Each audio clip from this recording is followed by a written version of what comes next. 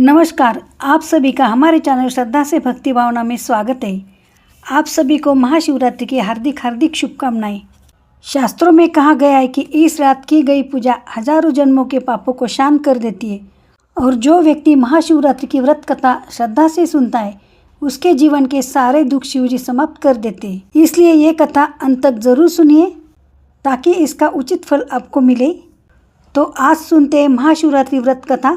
शिव पुराण के अनुसार प्राचीन काल में चित्रभानु नामक एक शिकारी था जो जंगल में शिकार करके अपने परिवार का भरण पोषण करता था। वह स्वभाव से कठोर तो था परंतु अपने परिवार के प्रति जिम्मेदार भी था। समय के साथ उस पर एक साहूकार का भारी ऋण चढ़ गया। दुर्भाग्यवश वह समय पर ऋण नहीं चुका पाया, जिसके कारण साहूकार ने उसे पकड़कर शिव मठ में बंदी बना लिया। जिस दिन उसे बंदी बनाया गया वही दिन फाल्गुन कृष्ण चतुर्दशी अर्थात महाशिवरात्रि का पावन पर्व था। बंदी गृह में रहते हुए उसने शिवरात्रि व्रत की कथा सुनी, जिसमें भगवान शिव की महिमा, व्रत का महत्व और इसके पुण्य फल का वर्णन था।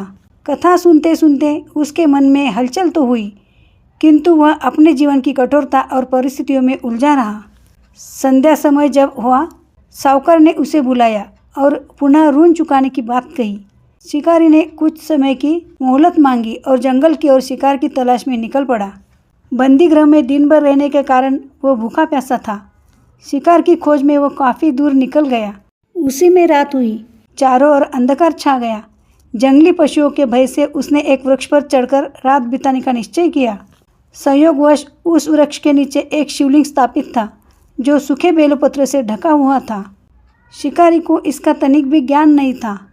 वृक्ष पर चढ़ते समय उसने संतुलन बनाने के लिए कुछ टहनियों और पत्ते तोड़े जो नीचे स्थित शिवलिंग पर गिरते रहे। वो भूखा प्यासा था, अतः अनजाने में उसका उपवास भी हो गया। रात भर जागरण भी होता रहा क्योंकि उसे डर था कि कोई हिंसक पशु उस पर आक्रमण न कर दे। इस प्रकार बिना जाने ही उसने शिवरात्रि के व्रत के तीनों मुख्य अंग उपवास, रात्रि जागरण और बेलपत्र अर्पण पूर्ण कर लिए। रात्रि के प्रथम प्रहर में एक गर्भवती हिरनी पानी पीने के लिए सरोवर के समीप आई। शिकारी ने उसे देखा और धनुष पर बाण चढ़ाया। तभी हिरनी ने करुण स्वर में कहा कि मैं गर्भवती हूँ और शीघ्र ही प्रसव करने वाली हूँ। यदि उसे अभी मार दिया गया तो एक साथ दो प्राणियों की हत्या होगी। उसने वचन दिया कि प्रसव के बाद वह स्वयं लौटकर उसके सामने उपस्थित होगी। शिकारी का हृदय कुछ क्षण के लिए द्रवित हो उठा और उसने उसे जाने दिया। इस बीच अनजाने में कुछ और बेलपत्र शिवलिंग पर गिर गए, जिससे प्रथम प्रहर की पूजा संपन्न हो गई। दूसरे प्रहर में एक अन्य हिरनी वहां आई। शिकारी ने पुनः बाण साधा। हिरनी ने विनम्र निवेदन किया कि वह अभी अभी ऋतु से निवृत्त हुई है और अपने प्रिय की खोज में है।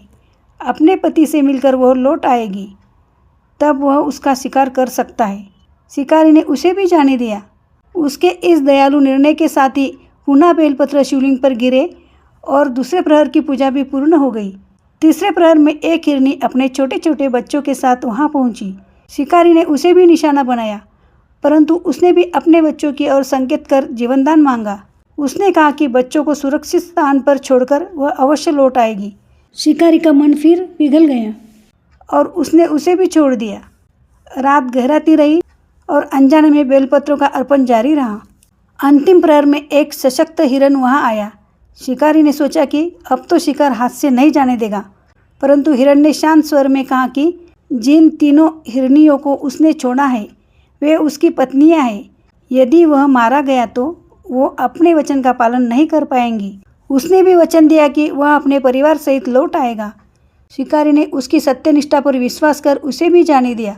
प्रभात होते होते वह भूखा प्यासा, जागृत और चिंतनशील बैठा रहा।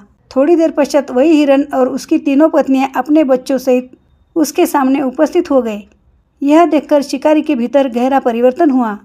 उसने सोचा कि ये पशु होकर भी अपने वचन के इतने पक्के हैं, तो वह मनुष्य होकर क्यों अधर्म करे। उसका हृदय करुणा और पश्चाताप से भर गया। उसने धनुष नीचे रख दिया और समस्त मृग परिवार को जीवनदान दे दिया। उसी क्षण आकाश से दिव्य प्रकाश प्रकट हुआ। भगवान शिव की कृपा से उस शिकारी के पाप नष्ट हो गए। अनजाने में किए गए व्रत, जागरण और बेलपत्र अर्पण के कारण उसे महान पुण्य प्राप्त हुआ। जब उसकी मृत्यु का समय आया और यमदूत उसे ले जाने पहुँचे, तब शिवगणों ने उन्हें रोक दिया। और चित्रभानु को शिवलोक ले गए। देवता ने इस घटना को देखा और पुष्प वृष्टि की। शिकारी को मोक्ष की प्राप्ति हुई। कथा के अनुसार चित्रभानु को अगले जन्म में भी अपने पूर्व जन्म की स्मृति रही, जिससे उसने शिवरात्रि व्रत का महत्व समझकर श्रद्धा से उसका पालन किया। इस कथा से यह संदेश मिलता है कि सच्ची भावना, करुणा, उपवास, जागरण और बेलपत्र अर्पण से भगवान शिव अत्यंत प्रसन्न होते हैं। चाहे पूजा अनजाने में ही क्यों न की जाए, यदि उसमें निष्कपटता और करुणा का भाव हो तो भगवान शिव अपने भक्तों को मोक्ष प्रदान करते हैं। इस प्रकार महाशिवरात्रि का व्रत केवल विधि विधान का पालन नहीं, बल्कि आत्मशुद्धि, दया, सत्य और धर्म का संदेश देता है। यह कथा हमें सिखाती है कि मनुष्य यदि अपने जीवन में करुणा और सत्य को अपनाए तो भगवान शिव की कृपा से उसका जीवन धन्य हो सकता है। वीडियो पसंद आए तो वीडियो को लाइक कीजिए, चैनल को सब्सक्राइब कीजिए, ज़्यादा से ज़्यादा शेयर करके पुण्य के भागीदार बनिए। ओम नमः शिवाय। हर हर महादेव।